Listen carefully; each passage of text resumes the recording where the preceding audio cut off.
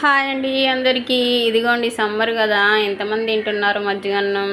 ఇగో నేనైతే ఈరోజు నైట్ చాలా అన్నం ఉండే. వారానికి ఒక 3 టైమ్స్ అన్నా ఇలా చేస్తాను. ఎన్ని టిఫిన్లు చేసినా కూడా ఇది మాత్రం కన్ఫర్మ్ చేయాల్సిందే ఎండాకాలం. ఎందుకంటే హెల్త్కి మంచిది కదా, పిల్లలకు కూడా కొంచెం వేడి చేయకుండా ఉంటుంది కదా. మిగిలిన అన్నంల పాలు పోసి కొంచెం పెరిగేసి తోడేస్తా, అంత కలిపేసి 4 ఉల్లిపాయలు వేసేసి ఇంకా అట్లా పెట్టేస్తా నైట్ అంతా.